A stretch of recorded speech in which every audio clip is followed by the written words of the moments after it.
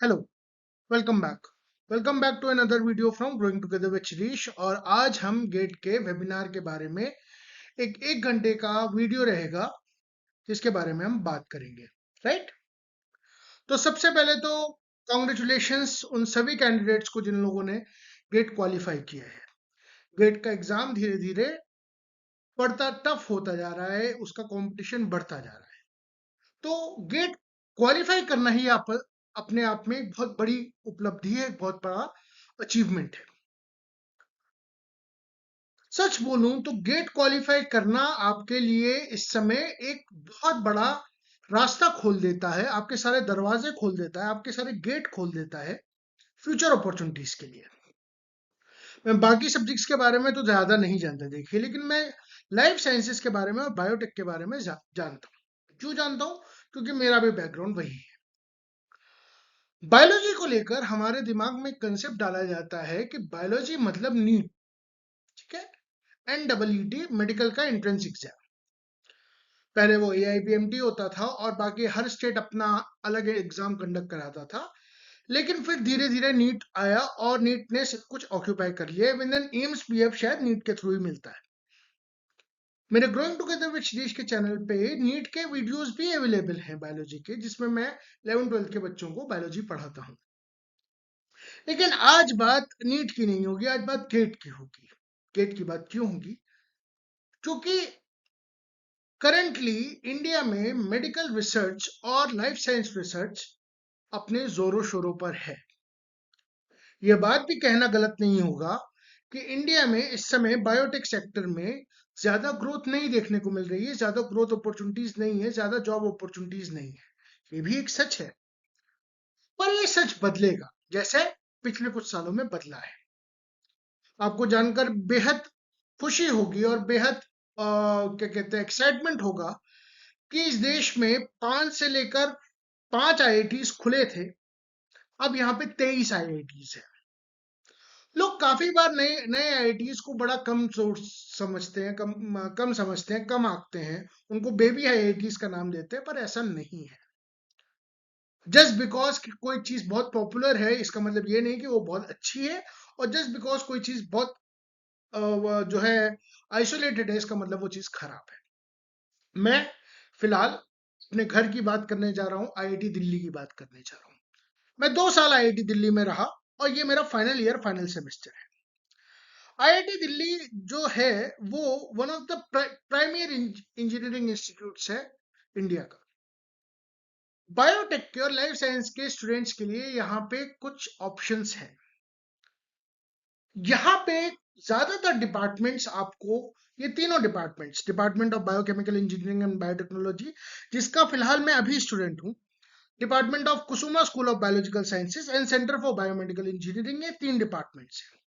ये तीनों डिपार्टमेंट्स अपने आप में बहुत खास हैं, बहुत अच्छी रिसर्च हो रही है इनमें। अगर आप डिपार्टमेंट ऑफ बायोकेमिकल इंजीनियरिंग और बायोटेक्नोलॉजी की बात करें तो हमारी डिपार्टमेंट में 4 टॉपिक्स पे बहुत अच्छे से काम होता है। पहले कंप्यूटेशनल बायोलॉजी पे काम होता है, दूसरा बायो प्रोसेस इंजीनियरिंग पे काम होता है, तीसरा कैंसर पे काम होता है, और चौथा एनवायरमेंटल बायोटेक पे काम। बहुत अच्छा काम होता है, बहुत ही सोफिस्टिकेटेड इंस्ट्रूमेंट्स हैं और हमारी लैब वेल इक्विप्ड है। हमारी जितनी भी लैब्स हैं वो सारी वेल इक्विप्ड है। हमारे पास सेंट्रल इंस्ट्रूमेंटेशन लैब भी है जिसमें बहुत अच्छा काम होता है, बहुत कमाल की रिसर्च होती है। ठीक है। अब आते हैं कुसुमा स्कूल ऑफ बायोलॉजिकल साइंसेज में, जिसमें मेरे काफी सारे दोस्त हैं, काफी कलीग्स हैं जो पढ़ते हैं। बहुत अच्छा काम यहाँ पे भी हो रहा है और लगभग बायोलॉजी के हर एस्पेक्ट में काम हो रहा है। चूंकि मैं इस डिपार्टमेंट से डायरेक्टली लिंक नहीं हूँ इसलिए मैं इस डिपार्टमेंट के बारे में ज्यादा नहीं बोल सकता, बट हाँ, काम यहाँ पे भी बहुत अच्छा हो रहा है। उसके बाद हम आते हैं सेंटर फॉर बायोमेडिकल इंजीनियरिंग में। This is something, this is new. ठीक है, ये कुछ ऐसी चीजें हैं जो नई हैं, जो बायोमेडिकल इंजीनियरिंग की बात करती हैं। जैसे जब आप अपने ब्लड ग्लूकोज नापते हैं तो आप ग्लूकोनोमीटर का इस्तेमाल करते हैं। जब आप अपना SpO2 मीटर नापते हैं एप्पल की वॉच में, वियरेबल वॉच में, जो बताता है कि आपका हार्ट रेट क्या है, आपकी हार्ट बीट क्या है, जी हाँ, वो सारा बायोमेडिकल इंजीनियरिंग का ही पार्ट होता है। तो ये तीनों ही डिपार्टमेंट्स आपको एमटेक, एमएसआर और पीएचडी के ऑप्शंस देते हैं, depending on your interview, depending on your GATE rank and. मेरा जो स्कोर था वो 400 एंड मेरा जो रैंक था, सॉरी, वो 416 था गेट बीटी में, बीटी यानी बायोटेक्नोलॉजी में। और मुझे लगभग 13-14 जुलाई को सेकेंड राउंड में आईआईटी दिल्ली के department of biochemical engineering and biotechnology से एमटेक का ऑफर आया। मैंने एक्सेप्ट कर लिया और मैंने अपना एमटेक पूरा किया। मेरा ये मानना है कि मोटा मोटी तौर पे अगर आपकी रैंक विद इन 500 है तो आपको आने वाले जितने भी आईआईटीज हैं उसमें चांसेस है, मैं फिर कह रहा हूं, गारंटी नहीं कह रहा हूं, मैं कह रहा हूं चांसेस हैं कि आपको कोई ना कोई आपके मनपसंद का ब्रांच या कॉलेज मिल जाएगा। मैं आगे आके आपको स्लाइड्स में बताऊंगा कि हम और किन किन बातों पे डिस्कशन करेंगे। एमटेक के दौरान आपको 12,400 की एक मंथली स्कॉलरशिप मिलती है और पीएचडी के दौरान ये स्कॉलरशिप 37,000 हो जाती है, जो कि 2 साल के लिए रहती है, और 42,000 आपकी रहती है 3 साल के लिए। ये करंट सिनेरियो है जो चेंज हो सकता है। अगेन, जो लोग आईआईटी से सॉरी पीएचडी करते हैं उनके लिए पीएमआरएफ का भी वैल्यू है और वो पीएमआरएफ के लिए भी अप्लाई कर सकते हैं। और पीएमआरएफ के बारे में मैं आपको और डिटेल में अगले वीडियो में, किसी नेक्स्ट वीडियो में डिस्कस करूंगा। करते हैं नेक्स्ट इंस्टीट्यूट की, जो कि बहुत अच्छा इंस्टीट्यूट है और जिसमें मैंने 14 महीने एज अ आईसीएमआर जेआरएफ भी काम किया, वो है आईएससी बैंगलोर। मैं डिपार्टमेंट ऑफ बायोकेमिस्ट्री में एज एन आईसीएमआर जेआरएफ था। मेरी रैंक 48 थी आईसीएमआर जेआरएफ के एग्जाम में 2020 में, और मैंने वहां पे ICMR JRF as a JRF join किया बायोकेमिस्ट्री में। अगेन बहुत अच्छा इंस्टीट्यूट है जिसमें biochemistry, centre for ecological sciences, centre for neuro science, microbiology and cell biology, molecular biophysics unit, department of development biology and genetics and department of bio engineering के आपको departments देखने को मिलेंगे। अगेन हर department की अपनी एक कट ऑफ है, हर department का अपना एक सिलेक्शन क्राइटेरिया है। मोस्टली इनमें पीएचडीज हैं या शायद एमटेक बाय रिसर्च हैं, या आप थोड़ा सा देखिएगा। ज्यादातर ये जो मैं बता रहा हूँ ये पीएचडीज के लिए बता रहा हूँ, ये मैं मास्टर्स के लिए नहीं बता रहा हूँ। हालांकि आपको शायद डिपार्टमेंट ऑफ बायो इंजीनियरिंग में एमटेक भी करने को मिल जाए, लेकिन उसके लिए आपके पास मैथ्स होनी चाहिए 12th में। अगर आप प्योर बायोलॉजी बैकग्राउंड से हैं तो शायद आप अप्लाई नहीं कर सकते।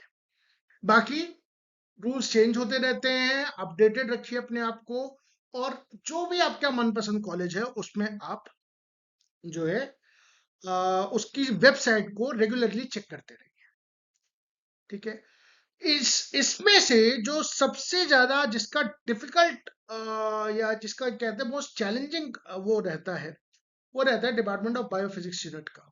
यहाँ पे मतलब बहुत ज्यादा आपको एक क्रीमी लेयर, एक बहुत ही शार्प, आपको हर जगह बहुत अच्छे स्टूडेंट्स मिल जाएंगे, पर यहाँ पे कंपटीशन ज्यादा टफ रहता है।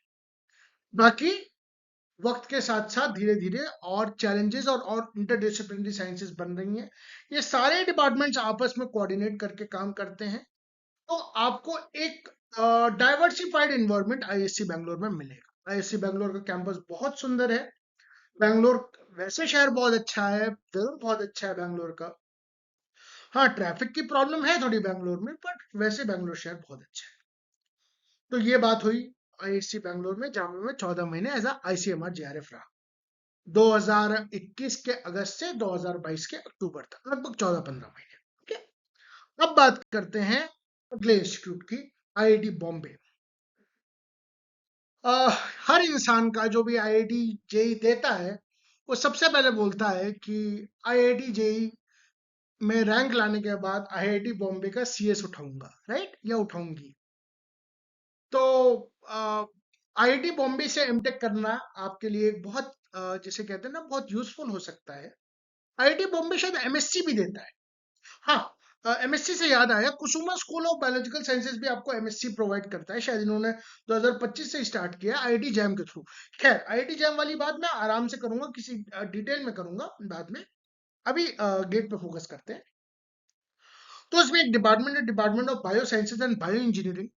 जिसमें बहुत सारे अगेन क्या कहते हैं रिसर्च एरियाज हैं, starting from personalised medicine to genomics to biochemical engineering to microfluidics और न जाने क्या क्या, मतलब सब कुछ है। पूरा एक प्लेथरा है, पूरा एक बुफे है आपके पास। आप जो आप रिसर्च करना चाहें वो आप कर सकते हैं, ठीक है। हाँ, शायद आईआईटी बॉम्बे के लिए you have to write a SOP. I am not sure about it, लेकिन शायद वो एसओपी मांगते हैं। ठीक है, आगे चलते हैं। IIT Kharagpur, again IIT Kharagpur में दो डिपार्टमेंट्स हैं जो जिसमें आप, अगर आपने एक्सेल और बीटी का एग्जाम दिया है और आपकी रैंक अच्छी आई है, रैंक विद इन 500 आई है, तो आप इसमें से किसी एक डिपार्टमेंट में जा सकते हैं, बायो साइंसेज और बायो साइंसेज एंड बायोटेक्नोलॉजी। यहाँ पे दो चीजें समझने वाली ये हैं, वो ये है कि बायो साइंसेज और बायोटेक्नोलॉजी में बहुत हल्का से ही फर्क है। अब तो सब कुछ इंटीग्रेट हो रहा है, अब तो सब कुछ मिक्स हो रहा है, अब तो सब कुछ इंटरडिसिप्लिनरी हो रहा है। तो बायो साइंसेज या बायोटेक गेट एक्सेल और बीटी जिन्होंने दिया है, जिनके रैंक अच्छी आई है, 500 की आई है, वो दे सकते हैं। मैं आपको आगे भी बताऊंगा, आगे चलेंगे जब हम इस टॉपिक पे, तो हम आपको आगे की भी बात बताएंगे, ठीक है। फिर आता है आईआईटी कानपुर। एक टाइम पे आईआईटी कानपुर ने सबसे पहले कंप्यूटर साइंस आईआईटी कानपुर लाया था। तो आईआईटी कानपुर में बायो साइंस और बायो इंजीनियरिंग का अच्छा स्कोप है। यहाँ पे इम्यूनोलॉजी पे और डेवलपमेंटल बायोलॉजी पे बहुत बहुत बहुत अच्छी रिसर्च होती है। और एक बहुत फेमस साइंटिस्ट भी हैं यहाँ पे, वो काम करते हैं जीपीसीआर सिग्नलिंग पे। जो आईआईटी कानपुर के स्टूडेंट्स होंगे उनको पता चल गया होगा मैं किस इंसान की बात कर रहा हूँ, ठीक है। बहुत अच्छा काम होता है। मॉलिक्यूलर बायोलॉजी बहुत अच्छी है यहाँ की, और कैंसर बायोलॉजी बहुत अच्छी है, इम्यूनोलॉजी बहुत अच्छी है, डेवलपमेंटल बायोलॉजी बहुत अच्छी है, और बहुत अच्छा इंस्टीट्यूट है, ठीक है। मैं आपको आगे डिटेल में थोड़ा सा एक रियल सिनेरियो भी बताऊंगा हर आईआईटीज के बारे में, ठीक है। उसके बाद आता है आईआईटी रुड़की पे। रुड़की है, हाँ रुड़की है। रुड़की में स्ट्रक्चरल बायोलॉजी पे बहुत अच्छा काम होता है। स्ट्रक्चरल, कंप्यूटेशनल और बायो प्रोसेस पे काम होता है। इनफैक्ट बायो प्रोसेस पे अच्छा काम, बहुत अच्छा काम आईआईटी दिल्ली और आईआईटी रुड़की में होता है, ठीक है। तो इसमें भी आपको बहुत सारे आपको ब्रांचेस मिल जाएंगे, बहुत सारे आपको एरियाज मिल जाएंगे। स्ट्रक्चरल बायोलॉजी का बहुत अच्छा वो रहता है, एक बहुत पकड़ है उनकी स्ट्रक्चरल बायोलॉजी पे। हालांकि और भी टॉपिक्स पे है, पर स्ट्रक्चरल बायोलॉजी यहाँ का अच्छा माना जाता है। आगे चलते हैं। आईआईटी मद्रास, अगेन मेरा एक दोस्त है आईआईटी मद्रास में, और वो एमएसआर से पीएचडी कन्वर्ट हुआ है। वो इस समय अप्लाइड मैकेनिक्स पे काम कर रहा है, और वो बताता है कि department of biotechnology one of the finest department है वहाँ का। वहाँ पे शायद एक जिंदल स्कूल करके है, Jindal school of biotechnology, I am not sure about it, please confirm it. और यहाँ पे बायोटेक और बायो प्रोसेस का बहुत अच्छा काम होता है। अगर आप कंप्यूटेशनल बायोलॉजी, C13 लेबलिंग वगैरह पे काम करना चाहते हैं, रिएक्टर्स पे काम करना चाहते हैं, तो IIT Madras is a good option for you, ठीक है। अब आते हैं आईआईटी गुवाहाटी में। आईआईटी गुवाहाटी के बारे में मैं ज्यादा नहीं जानता, पर आईआईटी गुवाहाटी में भी अगर आप सर्च करके देखेंगे तो आपको लगभग हर साइंस, हर उसका टॉपिक मिल जाएगा। और आईआईटी गुवाहाटी आपका जो है एक बहुत ही प्रीमियर इंस्टीट्यूट्स में से एक आता है, ठीक है। और यहाँ पे भी आपको बहुत अच्छी रिसर्च देखने को मिल जाएगी। आगे चलते हैं। IIT BHU. आईआईटी बीएचयू में दो ब्रांचेस हैं, बायोकेमिकल इंजीनियरिंग और बायोमेडिकल इंजीनियरिंग। बायोकेमिकल इंजीनियरिंग में थोड़ा सा आपको रिएक्टर, बायो रिएक्टर वगैरह देखने को मिल जाएंगे। और बायोमेडिकल में जैसे मैंने आपको बताया था स्टार्टिंग में, वियरेबल डिवाइसेस हो गई, माइक्रोफ्लूइडिक्स हो गए, ये सारी चीजें हो गई, ग्लूकोनोमीटर हो गया, या जो कहते हैं आप जिसे कहते हैं कि प्रोस्थेटिक्स हो गए, मेडिकल प्रोस्थेटिक्स हो गए, वो सारी आपको देखने को मिलेंगी इसमें आईआईटी बीएचयू में। आईआईटी बीएचयू में मेरे एक ट्यूटर हैं, उन्होंने पढ़ाया था मुझे, वो आईआईटी बीएचयू से ही थे। तो आईआईटी बीएचयू भी एक बहुत अच्छा ऑप्शन है आपके पास। उसके बाद आते हैं नए आईआईटी पे। आईआईटी रोपड़। आईआईटी रोपड़ में आपको डिपार्टमेंट ऑफ बायोमेडिकल इंजीनियरिंग मिल जाएगा, जिसमें फोटोनिक्स लैब बहुत अच्छी है, ठीक है। मैं इनको बेबी आईआईटीज नहीं कह रहा हूं, मैं इनको नए आईआईटीज कह रहा हूं। रीजन ये है कि नए आईआईटीज में नए टीचर्स हैं और वो नए टीचर्स बड़े इंथुजियास्टिक हैं अपने काम को स्प्रेड करने के लिए। देखिए, आईआईटी दिल्ली, बॉम्बे, मद्रास, खड़गपुर, कानपुर और गुवाहाटी का नाम कहीं ना कहीं बन गया है, तुर्की नाम कहीं ना कहीं बन गया है, पर ये जो नए आईआईटीज हैं ये बहुत अच्छी फैसिलिटीज आपको दे रहे हैं और बहुत ही जिसे कहते हैं पिक्यूलियर फैसिलिटीज आपको दे रहे हैं। तो आप इन आईआईटीज को भी अपनी नजर में रखिए अगर आपको एमटेक या पीएचडी के लिए जाना है। अब आते हैं आईआईटी गांधीनगर की। यहाँ पे भी cancer biology, biomedical engineering, biochemical engineering और वेरिएबल डिवाइसेस पे काम बहुत अच्छा हो रहा है। इसके बाद हम बात करते हैं आईआईटी हैदराबाद की। यहाँ पे भी 2 डिपार्टमेंट्स आपको देखने को मिल जाएंगे, बायोमेडिकल इंजीनियरिंग का और बायोटेक्नोलॉजी का। ठीक है, फिर हम आते हैं आईआईटी जोधपुर। आईआईटी जोधपुर में आपको डिपार्टमेंट ऑफ बायो साइंस और बायो इंजीनियरिंग देखने को मिल जाएगा। इनफैक्ट आईआईटी जोधपुर की एक बहुत अच्छी बात ये भी है कि इनका एक कोलैबोरेशन एम्स न्यू दिल्ली से भी है। ओह सॉरी, एम्स जोधपुर से भी है, I am sorry for that, AIIMS Jodhpur से भी है। तो जो लोग मेडिकल साइंस में या मेडिकल रिसर्च में इंटरेस्टेड है वो आईआईटी जोधपुर को एज अ ऑप्शन देख सकते हैं, क्योंकि इनका डायरेक्टली पैचअप जो है वो एम्स जोधपुर से है। तो शायद आपको क्लिनिकल काम भी करने को मिल जाए, क्लिनिकल रिसर्च भी करने को मिल जाए, जो कि पूरे इंडिया में देखा जा रहा है। अब क्लिनिकल रिसर्च पे भी फोकस हो रहा है। अब हम ये समझ रहे हैं कि जब तक हम अपनी बेसिक साइंसेस को ज्यादा पावरफुल नहीं करेंगे तक हम मेडिसिन और इंजीनियरिंग में कुछ ज्यादा बहुत ज्यादा कमाल नहीं कर पाएंगे। ठीक है, तो अगर हमें अपनी मेडिकल साइंस को और इंजीनियरिंग साइंस को और ज्यादा फ्रूटफुल करना है और ज्यादा रोबस्ट करना है तो हमें बेसिक साइंस पे काम करना पड़ेगा, और इसके लिए गवर्नमेंट बहुत अच्छे इनिशिएटिव्स भी ला रही है और बहुत सपोर्ट भी कर रही है, फंड भी कर रही है। अब बात करते हैं हम आईआईटी पटना की। आईआईटी पटना में देखिए, वैसे तो बायो का कोई सेपरेट नहीं है, क्योंकि आईआईटी पटना शायद नए आईआईटीज में है। ठीक है, अभी रिसेंटली बना है, बट इसमें एक department of chemical and biochemical engineering है। अगेन आपको इसमें शायद रिएक्टर देखने को मिल जाएंगे, कुछ आपको बायो प्रोसेस से रिलेटेड रिसर्च देखने को मिल जाएगी। देखिए, मैं आपको सिर्फ एक इंट्रोडक्शन दे रहा हूँ, एक ओवरव्यू दे रहा हूँ, मैं आपको पूरा का पूरा डिटेल में नहीं बता रहा हूँ, क्योंकि वो काम करना आपका काम है। मैं आपको सिर्फ वो रास्ते बता रहा हूँ कि ये रास्ते अवेलेबल हैं आपके पास, आप निराश नहीं होंगे। ठीक है, फिर आता है आईआईटी इंदौर। आईआईटी इंदौर के बारे में मैं ज्यादा नहीं जानता हूँ, लेकिन हाँ, डिपार्टमेंट ऑफ बायो साइंस और बायोमेडिकल इंजीनियरिंग है। आप इसका वेबसाइट पे जाके चेक करें और देखें कि आपका क्या कोई रिसर्च इंटरेस्ट इसमें मिल रहा है कि नहीं मिल रहा है और कैसे मिल रहा है। चूंकि आईआईटी है, नया आईआईटी अपने काम से ये काम करना चाहते हैं, तो डेफिनेटली आपको एक बहुत अच्छी लर्निंग अपॉर्चुनिटीज मिल जाएगी। मेरा आपसे एक बहुत पीसफुल एडवाइस है, बहुत पीसफुल रिक्वेस्ट भी है, प्लीज सिर्फ ब्रांड को देखकर मत जाइए। कभी कभार जो ब्रांड नहीं होता है वो उसका उस प्रोडक्ट की क्वालिटी भी बहुत अच्छी होती है, और ब्रांड समय के साथ बनता है। 1961 में आईआईटी दिल्ली को कोई नहीं जानता था, 1964 में आईआईटी दिल्ली को कोई नहीं जानता था, 1955 में आईआईटी खड़गपुर को कोई नहीं जानता था, और आज जानते हैं क्योंकि वो ब्रांड एस्टेब्लिश हुआ है। ठीक है, तो प्लीज इन नए आईआईटीज को भी मौका दीजिए। इनमें भी बहुत अच्छी रिसर्च हो रही है, बहुत अच्छे लोग मिलेंगे आपको इनमें भी, और बहुत मजा आएगा काम करने में। आईआईटी मंडी में भी अगेन प्लांट मेटाबॉलिमिक्स पे बहुत अच्छा काम होता है। इनफैक्ट जो मेरा जो करंटली आईआईटी दिल्ली का एक प्रोजेक्ट था वो कुछ ना कुछ आईआईटी मंडी के प्रोजेक्ट से भी लिंक था।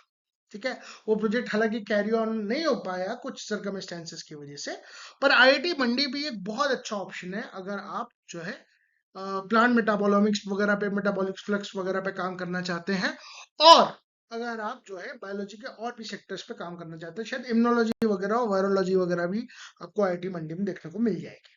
ठीक है, आगे चलते हैं।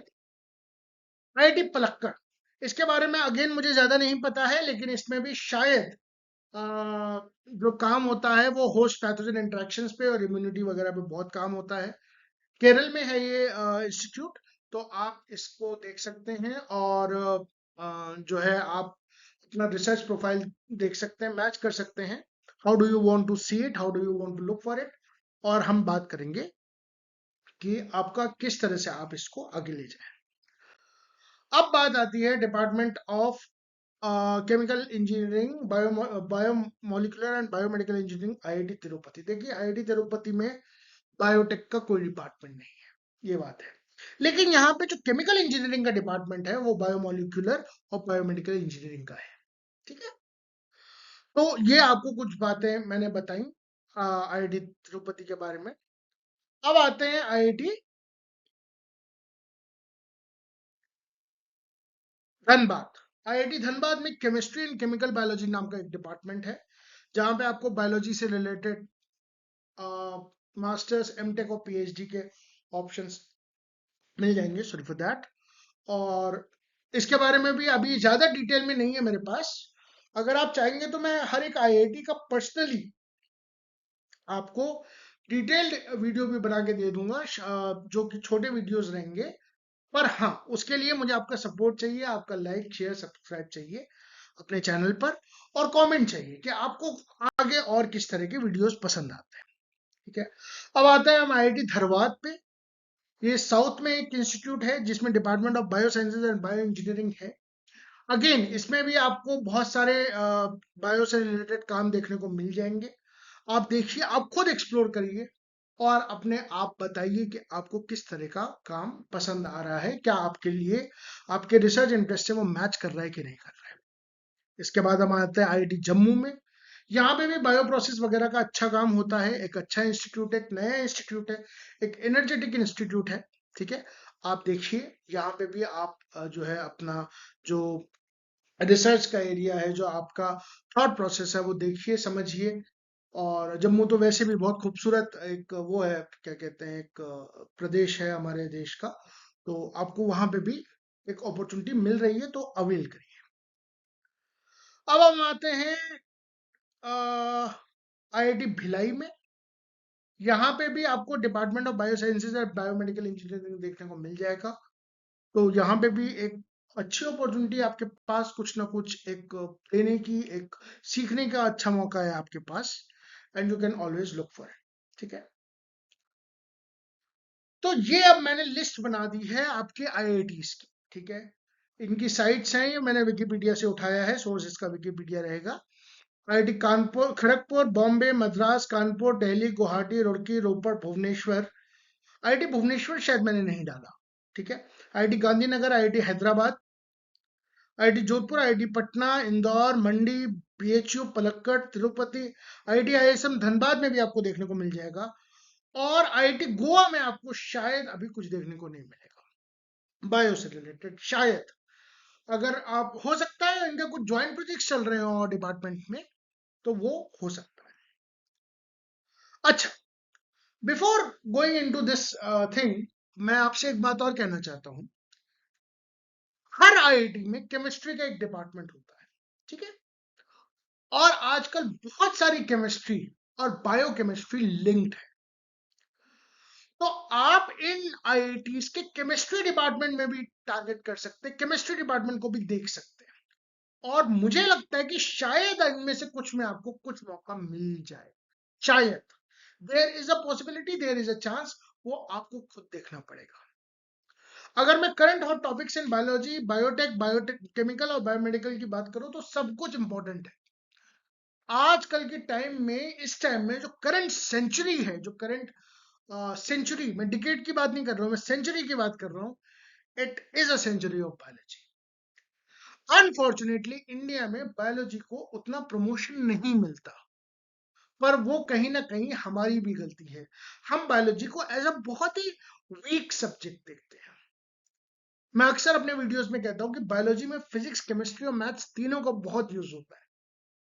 और बायोलॉजी बहुत खूबसूरत सब्जेक्ट है। अनफॉर्चुनेटली इंडिया में बायोलॉजी को बहुत अच्छे तरीके से पढ़ाया नहीं जाता। नीट मतलब बायोलॉजी, बायोलॉजी मतलब नीट, इस माइंडसेट से जब तक आप लोग बाहर नहीं निकलेंगे, तब तक काम नहीं बनेगा। तो बायोलॉजी में इस समय सब कुछ इंपॉर्टेंट है। कैंसर इंपॉर्टेंट है, होस्ट पैथोजन इंटरेक्शन इंपॉर्टेंट है, एंटीबाइक्रोबियल रेजिस्टेंस इंपॉर्टेंट है, डायबिटीज इंपॉर्टेंट है, मेटाबॉलिक सिंड्रोम इंपॉर्टेंट है, production of new enzymes important है, एंजाइम इंजीनियरिंग इंपॉर्टेंट है, आपका इंपॉर्टेंट है, बायो प्रोसेस इन्वायरमेंट है, इन्वायरमेंटल टेक्नोलॉजी इन्वायरमेंट है, इन्वायरमेंटल साइंस इंपॉर्टेंट है। इनफैक्ट कुछ आईआईटीज में डिपार्टमेंट ऑफ एनवायरमेंटल साइंस और इन्वायरमेंटल टेक्नोलॉजी भी होगा, उसमें भी आपको कुछ बायोलॉजी रिलेटेड प्रोजेक्ट्स मिल सकते हैं। जैसे कि मैंने अभी आपको कुछ देर पहले बताया कि मेरा जो दोस्त आईआईटी मद्रास से एमएसआर पीएचडी कर रहा है, उसने पहले एमएसआर ज्वाइन किया, उसके बाद उसने उसको पीएचडी में कन्वर्ट करवा लिया। वो जो है डिपार्टमेंट ऑफ अप्लाइड मैकेनिक्स का वैसे काम कर रहा है। डिपार्टमेंट उसका डिपार्टमेंट ऑफ अप्लाइड मैकेनिक्स है, लेकिन वो काम बायोलॉजी रिलेटेड ही कर रहा है। तो आप वैसे प्रोजेक्ट्स भी देखते रहिए। आईआईटीज आपको एक सहूलियत और देती हैं, शायद वो आईएससी भी देती है, मुझे आईएससी के बारे में इस बारे में पता नहीं है, पर आईआईटीज आपको एक सहूलियत ये देती हैं कि अगर आपका फर्स्ट सेमेस्टर में एमटेक में या एमएसआर में 8 सीजीपीए से ऊपर आता है, तो आप विदाउट टाइम वेस्ट उस एमटेक या एमएसआर को पीएचडी में चेंज करा सकते हैं। ये एक बहुत अच्छी अपॉर्चुनिटी है। सपोज आपका किसी कारणवश पीएचडी में नहीं हुआ, आपका इंटरव्यू अच्छा नहीं हुआ, लेकिन आपका रैंक बहुत अच्छा है। सपोज आपका रैंक है 100, लेकिन आपका इंटरव्यू बिगड़ गया, आपका इंटरव्यू अच्छा नहीं हुआ, आप नहीं दे पाए इंटरव्यू। आप अपने डिजायर्ड आईआईटी में एज एमटेक घुसिए, पहले सेमेस्टर में 8 सीजीपीए लाइए और उसे पीएचडी में या एमएसआर में कन्वर्ट करा लीजिए। एमएसआर की तरह भी आप घुस सकते हैं। एमएसआर ज्यादातर आपका 2.5 साल का 3 साल का होता है। It's a basically a mini PhD. MSR is basically a mini PhD, ठीक है। और एमटेक के तो कोर्सेज आपके 2 साल के ही होते हैं, और पीएचडी तो आ, होती है आपकी कम से कम 5 साढ़े 5 साल की, ठीक है। Tips and tricks. अब यहाँ पे आते हैं, थोड़ी सी इंपॉर्टेंट बात करते हैं। इंटरव्यू फेस करने से पहले ये बात समझना जरूरी है कि आप रिसर्च एमटेक, स्पेशली ये पीएचडी वालों के लिए ज्यादा इंपॉर्टेंट है। मतलब एमटेक वाले भी इससे कुछ ना कुछ ले सकते हैं इंसाइटफुल, पर ये पीएचडी वालों के लिए ज्यादा इंपॉर्टेंट है। वो ज्यादा इंपॉर्टेंट क्यों है? देखिए, आप पीएचडी करने जा रहे हैं, और एज ए आईसीएमआर जेआरएफ मैं ये बोल सकता हूँ कि पीएचडी करना कोई आसान बात नहीं है। मैंने आईसीएमआर जेआरएफ 14 महीने आईएससी बैंगलोर में काम किया है, और लगभग 2 साल से मैं आईआईटी दिल्ली में काम कर रहा हूँ एज ए एमटेक स्टूडेंट। और मैं ये बता सकता हूँ कि रिसर्च आसान नहीं है, ठीक है। पहली बात तो उतना अच्छा पे स्केल नहीं मिलता।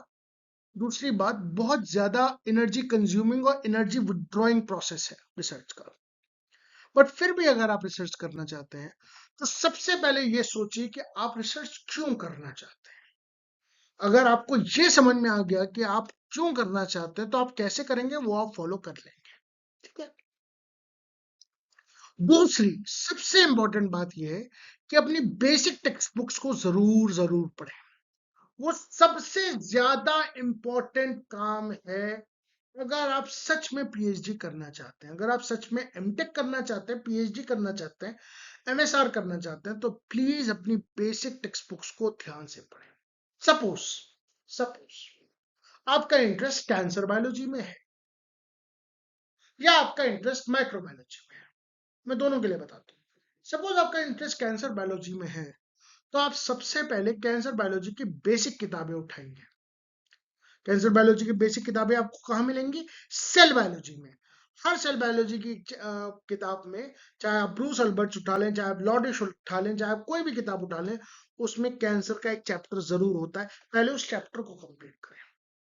फिर आप क्यूबी की किताब उठाएं, इम्यूनोलॉजी में कैंसर पढ़ें। जब आप अपना बेस तैयार करेंगे, उसके बाद आप कम से कम 10 रिव्यू पेपर्स पढ़िए, और कभी भी ये मत कहिएगा कि मुझे कैंसर पे काम करना है, क्योंकि कैंसर के बहुत सारे डोमेन्स हैं। आपको कैंसर की माइक्रोबायोलॉजी पे काम करना है, आपको कैंसर के मॉलिक्यूलर बायोलॉजी पे काम करना है, आपको ट्यूमर वायरोलॉजी पे काम करना है, आपको ईएमटी ट्रांजिशंस पे काम करना है, आपको कैंसर रेजिस्टेंस पे काम करना है, आपको कैंसर पर्सनलाइज्ड मेडिसिन पे काम करना है, आपको कैंसर के रिवाइवल पे काम करना है, आपको कैंसर स्टेम सेल्स पे काम करना है, आपको कैंसर की डेवलपमेंटल बायोलॉजी पे काम करना है, आपको कैंसर के ट्रीटमेंट पे काम करना है, आपको कैंसर की इमेजिंग पे काम करना है, आपको कैंसर के डेटा एनालिसिस पे काम करना है, आपको कैंसर के ड्रग फॉर्मेशन पे काम करना है, आपको किस पे काम करना है। कभी भी ये मत बोलिएगा कि मुझे कैंसर पे काम करना है। ये बताइएगा कि आपको कैंसर के कौन से लेवल पे काम करना है, किस एरिया में काम करना है। और ये माइक्रोबायोलॉजी के साथ भी है, ये इम्यूनोलॉजी के साथ भी है, ये मेटाबॉलिक इंजीनियरिंग के साथ भी है, ये बायो प्रोसेस के साथ भी है, ये सबके साथ है। This will be an additional point. अगर आपने ये बता दिया कि मैं काम क्यों करना चाहता हूं, ये क्यों करना चाहती हूँ, तो वो एक अच्छा इम्पैक्ट डालेगा आपके मेंटर के ऊपर, आपके सिलेक्शन पैनल के ऊपर। ठीक है, please try, don't try to fool your interviewer, he she is an expert in the field. ये बहुत इंपॉर्टेंट चीज है। सपोज आपको कोई बेसिक सवाल नहीं आता है, या सपोज आपको कोई सवाल नहीं आता, सपोज आपसे ये पूछ लिया जाए कि चलिए इस मॉलिक्यूल का फॉर्मूला बताइए, या ये बताइए कि इस कंडीशन में सेल का क्या होगा, या टिश्यू का क्या होगा, या कुछ ऐसी चीज तो आपको नहीं आती। अपने इंटरव्यूअर से, अपने जो आपका इंटरव्यू ले रहे हैं उनसे कह दीजिए, बहुत बहुत ही एक जिसे कहते हैं ना हम्बल वे में, कि सर या ma'am I don't know this, I am not aware of this, या I need to check it. Please don't try to make the fool of them. उन्हें कभी भी बेवकूफ समझने की गलती मत करिए, क्योंकि जो सब्जेक्ट अभी आपने 30 दिन नहीं पढ़ा है, उस इंसान ने उस पर अपनी 30 साल लगा दिए हैं। ठीक है, तो उसे बेवकूफ समझने की गलती कभी मत करिए। Try to relate your ideas with basic fundamental observations. ठीक है, आपने जो साइंस 7th 8th में पढ़ी है ना, यकीन मानिए, यकीन मानिए कि अगर आप वो बेसिक साइंस का भी अगर आपको थोड़ा बहुत आइडिया होगा ना, तो आप इंटरव्यूअर के कुछ क्वेश्चंस का आंसर दे पाएंगे। मैं 11th 12th की तो बात ही नहीं कर रहा हूं, मैं 7th 8th की साइंस की बात कर रहा हूं। ठीक है, आस्क फॉर हेल्प। जैसे कि अगर आपको कोई सवाल बहुत टेढ़ा लग रहा है, बहुत टफ लग रहा है, या ऐसा लग रहा है कि, तो आप ये कहिए कि मैम कोई हिंट, या सर कोई हिंट, कोई ऐसा क्लू जिसकी वजह से मैं इस आंसर तक पहुंच जाऊं। Because teachers really like it जब आप अपनी तरफ से एफर्ट डालते हैं, क्योंकि अल्टीमेटली उन्हें क्या चाहिए, अल्टीमेटली उन्हें एक ऐसा स्टूडेंट चाहिए जो प्रॉब्लम स्टेटमेंट को समझे, प्रॉब्लम स्टेटमेंट को सॉल्व करने की कोशिश करे। अगर आप हेल्प के लिए मांगेंगे, अगर आप एक साइंटिफिक अप्रोच रखेंगे अपनी शॉर्ट लिस्टिंग में, तो आपके लिए बहुत अच्छा होगा। चाहे वो फिर इंस्टीट्यूट की शॉर्ट लिस्टिंग हो, चाहे वो रिसर्च टॉपिक की शॉर्ट लिस्टिंग हो, या चाहे वो प्रोफेसर की शॉर्ट लिस्टिंग हो। Ask for feedback. प्लीज अपने बारे में, अपना उसका जब इंटरव्यू ले लीजिए, तो उनसे एक स्मॉल रिक्वेस्ट कर सकते हैं आप। ये काम मैंने नहीं किया था, ये काम मुझे मेरे एक फ्रेंड ने बताया कि तुम्हें फीडबैक के लिए भी पूछना चाहिए था, और मुझे समझ में आया कि yes, they were right about this. Feedback पूछिए कि सर मुझसे कहाँ गलती हुई, मैं और किन एरियाज पे काम कर सकता हूँ। ठीक है, और अपने बेसिक्स को, फंडामेंटल्स को वो करिए, स्ट्रॉन्ग करिए। Go in the depth of the subject. Subject के आपको डेप्थ पे जाना पड़ेगा। देखिए, आप पीएचडी कर रहे हैं, आप मजाक नहीं कर रहे हैं, या आप एमटेक कर रहे हैं, आप मजाक नहीं कर रहे हैं। अगर आपने बीटेक के बाद एमटेक किया है, या एमएससी के बाद एमटेक किया है, तो अब आप रिसर्च के लिए काफी हद तक कमिटेड हैं। अब आप सतही या ऊपर लेवल पे बात नहीं कर सकते, अब आपको बहुत डीप में जाना पड़ेगा। और बहुत डीप में जाने का मतलब बहुत डीप में जाना होता है, और मुझसे ये गलती हुई थी। मुझे बहुत सब्जेक्ट्स की नॉलेज थी सतही लेवल पर किसी एक सब्जेक्ट की डेप्थ में नॉलेज नहीं थी, और यहां मैं फंसा था। इसलिए मैं बोल रहा हूं, डीप में जाइए, बहुत डीप में जाइए। और कोई भी सब्जेक्ट जब आप डीप में जाते जाएंगे, तो आपको समझ में आता जाएगा ये समुद्र है, और अभी आपको कुछ नहीं आता है। ठीक है, ये बहुत इंपॉर्टेंट पॉइंट है। Focus on your bachelors and master thesis. In fact ये मेरा एक स्ट्रॉन्ग पॉइंट था, जहां पे मेरा सिलेक्शन हुआ था, जिन भी इंटरव्यूज को मैंने क्रैक किया, उसमें मेरा ये एक स्ट्रॉन्ग पॉइंट था कि अपने बैचलर्स या मास्टर्स की थीसिस देखिए। अगर आप बीएससी कर रहे हैं, तो बैचलर्स की थीसिस मेरे ख्याल से शायद बहुत सारे कॉलेजेस नहीं देते, लेकिन मास्टर्स की थीसिस देते हैं। मास्टर्स में थीसिस आपकी होती है, या आप अगर एमएससी एमटेक करते तब तो फिर तो होती ही है। आपका काम क्या किया है आपने, 6 महीने, 8 महीने, 1 साल काम क्या किया है, वो बहुत इंपॉर्टेंट है। कि आपने कुछ काम किया भी है कि नहीं, वो पता चल जाएगा आपके इससे, कि आप अपनी सब्जेक्ट की डेप्थ कितना जानते हैं। गलतियां करना अलाउड है, देखिए, साइंस में प्रोफेसर कभी भी ये नहीं चाहता कि आप गलतियां ही ना करें, पर आपको पता होना चाहिए कि आप कर क्या रहे हैं। ठीक है, थिंक ऑफ द ऑल्टरनेटिव्स। हमेशा ऑल्टरनेटिव के बारे में सोचिए कि अगर यहां नहीं हुआ तो वहां नहीं हुआ तो। डोंट टेक, हाँ, एक चीज जो है, ये इसी का एक एक्सटेंडेड पास्ट है। Explore as much as possible. यहाँ नहीं हुआ तो वहां हो जाएगा, ए जगह नहीं हुआ बी जगह हो जाएगा, बी नहीं हुआ सी हो जाएगा। सपोज आपका एससी बैंगलोर में नहीं हुआ तो क्या आप फेल हो गए? क्या आप हार गए? नहीं, आपका आईआईटी दिल्ली में हो जाएगा। आपका आईआईटी दिल्ली में नहीं हुआ है, आपका आईआईटी रुड़की में हो जाएगा, आपका आईआईटी रुड़की में नहीं, आईआईटी बॉम्बे में हो जाएगा। हो जाएगा, कहीं ना कहीं हो जाएगा। अगर आप पॉजिटिव आउटलुक रखेंगे तो आपका हो जाएगा, क्योंकि मेरा हुआ है। ठीक है, कोई भी चीज सुप्रीम नहीं है, कोई भी चीज किसी के इंफीरियर नहीं। हर हर इंस्टीट्यूट का, हर उसका डिपार्टमेंट का वैल्यू है, और हर इंस्टीट्यूट आपको बेहतर बनाने के लिए ही बनाया गया है, ताकि जो बेस्ट ब्रेन्स हैं वो साथ में काम कर सके और अच्छा काम कर सके, देश की तरक्की और प्रोग्रेस में काम कर सके। हमारी एक बात मजाक मजाक में रहती है, लेकिन बहुत गंदी रहती है, जो कि मुझे लगता है कि हमें लोगों को अवॉइड करना चाहिए। आईआईटीएंस आपस में लड़ते रहते हैं कि हमारा आईआईटी बेटर है कि तुम्हारा आईआईटी बेटर है। हर आईआईटी अच्छा है। हाँ, जो पुराने हैं उनको डेवलप करने का मौका ज्यादा मिला, पर जो नए हैं वो खराब नहीं है। ये बात समझिए, इस बात में बहुत डेप्थ है। तो छोटी छोटी बातों पे लड़ाई मत करिए, उसका फायदा कुछ नहीं है। लास्ट बात यह है कि आपकी लाइफ है, दिस इज योर लाइफ। अपनी लाइफ का चार्ज लेना सीखिए और विक्टिम कार्ड प्ले करना बंद कर दीजिए।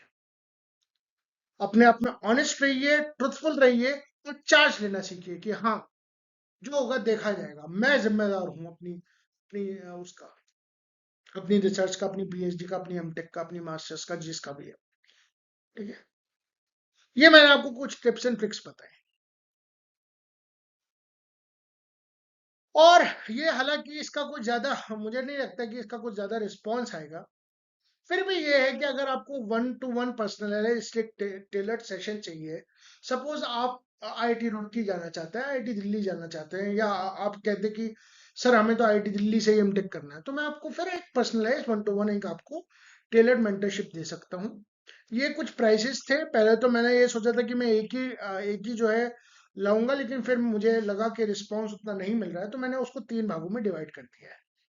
आप सिर्फ मात्र 49 रुपीज में, इतने में तो आजकल एक एक प्लेट वो भी नहीं मिलता, एक प्लेट कुछ आपको चाय बिस्कुट भी नहीं मिलता है। अगर आप किसी ढाबे वगैरह पे भी जाते हैं, 50 रुपए की एक थाली आती है।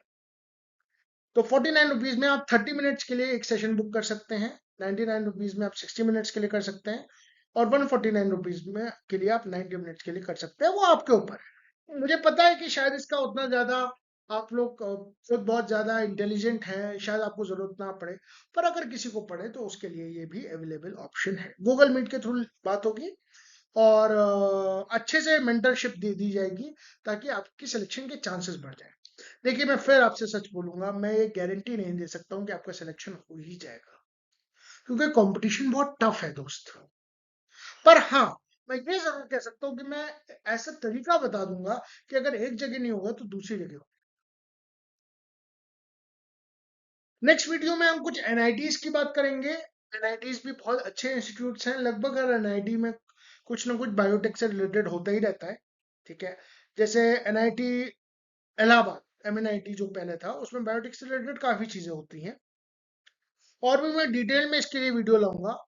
और ये 32 लगभग एनआईटीज हैं, तो अगर आपको एनआईटीज आपके के पास पड़े तो आप एनआईटीज का भी देख सकते हैं। एनआईटीज के बारे में मैं लाऊंगा। ठीक है, thank you for your time. I thank you for your time, and I wish you all the best for your future endeavours. Amazing science awaits you. ठीक है, इसी उसके साथ मैं आपको जो है थैंक्स बोलता हूँ, आपको जो है मैं बधाइयाँ देता हूँ। Again congratulation again for clearing the GATE. अच्छा, 2-3 चीजें हैं जो मैं आपसे फाइनली बोलना चाहता हूँ।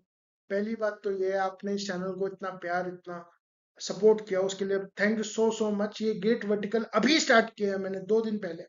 ठीक है, और अच्छा रिस्पॉन्स आया मुझे। और अच्छे रिस्पॉन्स की मैं उम्मीद करता हूँ, क्योंकि मैं इस समय खुद भी एमटेक फाइनल ईयर के फाइनल सेमेस्टर में हूँ, तो मेरे ऊपर खुद भी बहुत ज़्यादा काम का प्रेशर है, पर फिर भी मैं आपके लिए टाइम निकाल के बना रहा हूँ। तो आपसे थोड़ा सा सपोर्ट मांग रहा हूँ, बस आपसे कुछ लाइक शेयर सब्सक्राइब ही तो मांग रहा हूँ, और कुछ नहीं मांग रहा हूँ। वन ऑन वन सेशन आप चाहें तो करिए, नहीं चाहे तो मत करिए, कोई ऐसी बात नहीं है। दो तीन सच ट्रुथ बॉम्ब्स। पहली बात तो ये है कि इंडिया में रिसर्च का सिनेरियो थोड़ा सा अच्छा नहीं है, ठीक है, बट इसका मतलब ये नहीं है कि हर जगह खराब है। अगर आप एडामेंट हैं रिसर्च करने के लिए, तो आप रिसर्च कर लीजिए, लेकिन ये मान के चलिए कि आपके लिए रिसर्च का जो रास्ता है वो आसान नहीं है। यहाँ पे जंग खत्म नहीं होती है, यहाँ से जंग शुरू होती है, इसलिए मेंटली अपने आप को बहुत स्ट्रांग करिए, ठीक है, पहली बात।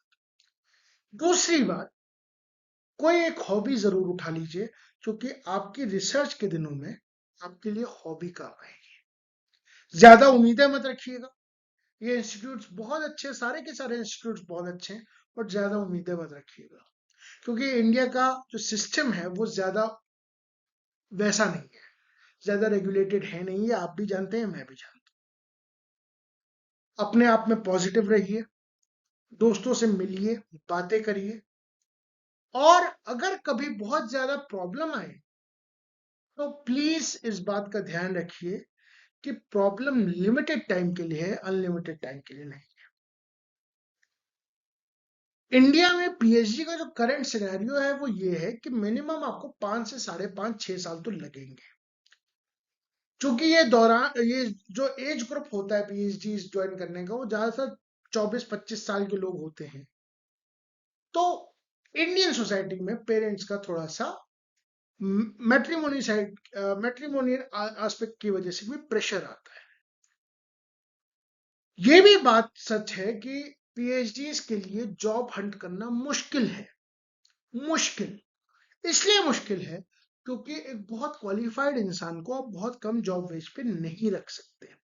ये करंट सिनेरियो बता रहा हूं मैं, फ्यूचर में हो सकता है चीजें बदले भी।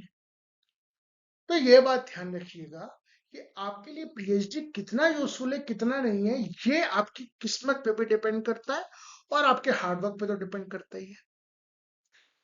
अपॉर्चुनिटीज हैं, बढ़ रही हैं, पर मैं ये कहूं कि हर पीएचडी का स्टूडेंट जो है वो खुश है, प्रॉस्पेरस है और बहुत ज्यादा सक्सेसफुल है तो नहीं।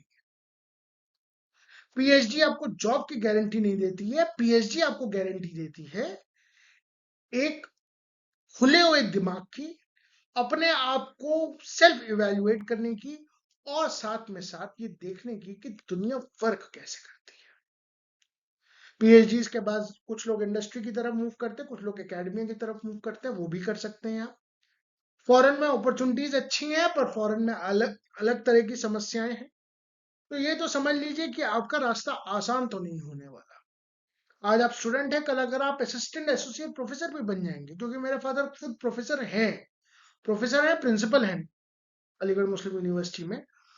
तो मैं बता रहा हूँ कि आपकी life as a student, as a researcher, as a professor, as a principal, as a dean कभी भी आसान नहीं होगी, इस बात को प्लीज समझ लीजिए। अगर आपके पास पीएचडी है तो जाहिर सी बात है कि you are expert in learning.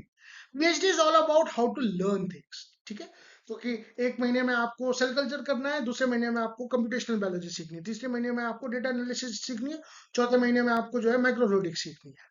तो आपका इतना डाइवर्सिफाइड दिमाग हो जाता है कि आप सोचने बहुत अच्छे से लगते हैं, आपका थॉट प्रोसेस बहुत क्लियर हो जाता है पीएचडी के बाद, या एमटेक एमएसआर के बाद भी हो जाता है, मैं उसके लिए मना नहीं कर रहा, ठीक है। तो पीएचडी का रास्ता आसान नहीं होगा दोस्त, और पहला साल तो सबसे ज्यादा मुश्किल होगा, ये बात भी समझ के रखना। ये वो बातें हैं जो किसी ने मुझे नहीं बताई थी, पर मैं आपको बताऊंगा ताकि आपकी लाइफ रिलेटिवली आसान रहे, ठीक है।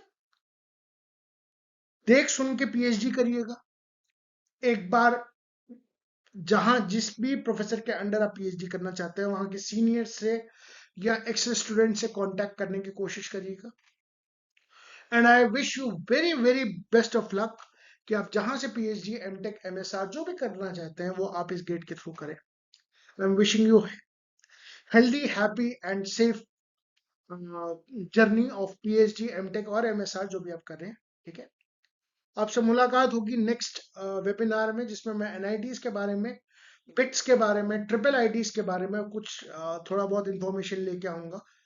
अब वो कब वीडियो आता है वो मुझे नहीं पता, मेरे ख्याल से मैं कोशिश करूंगा कि अब अप्रैल के फर्स्ट या सेकेंड वीक तक आ जाए वो वीडियो, क्योंकि इन वीडियोस को बनाने में वक्त लगता है। ठीक है, तो I again thank you for your time, all the best for your future inverse और अमेजिंग साइंस समिट्स। ठीक है, science is just like magic plus logic. जब मैजिक और लॉजिक मिल जाते हैं तो वो साइंस बन जाती है। लास्ट में बस मैं आप लोगों से यही कहना चाहूंगा कि ग्रोइंग टुगेदर विद श्रीश के चैनल को लाइक, शेयर, सब्सक्राइब, कमेंट करिए। ठीक है, आपका ही चैनल है, आप ही के लिए है ये चैनल। आप जितना मेरे कंटेंट को शेयर करेंगे, सब्सक्राइब करेंगे, लाइक करेंगे, ये उतने लोगों तक पहुंचेगा। और ये कंटेंट बनाने का मकसद एक अवेयरनेस फैलाना है, एक एक एक एक जो स्टीरियोटाइप है बायोलॉजी को लेकर वो तोड़ना है। ठीक है, और मुझे उम्मीद है कि आपको मेरा कंटेंट अच्छा लग रहा होगा, और अगर खराब भी लग रहा है तो फिर बताइए। जब तक ऑडियंस नहीं बताएगी तब तक मैं कैसे उसको जो है रेक्टिफाई करूंगा। ठीक है, आप बताइए मेरी अंदर क्या कमियां हैं, क्या क्या मेरे प्रेजेंटेशन स्किल्स अच्छे नहीं हैं, या क्या मेरा कंटेंट अच्छा नहीं है, या कंटेंट में क्या खराबियां हैं, बताइए, उसके बारे में बताइए। मैं उन पे काम करूंगा और बेहतर बनूंगा और बेहतर बनाऊंगा कंटेंट। ठीक है, thank you so much, thank you so much, thank you so so so so so much. और इस चैनल पे आने के लिए, इस चैनल को शेयर, लाइक, सब्सक्राइब और कमेंट करने के लिए बहुत बहुत थैंक यू आपका। मिलते हैं आपसे अगले वीडियो में, जहां बात होगी लोकोमोशन एंड मूवमेंट पार्ट 2 की, नीट से रिलेटेड।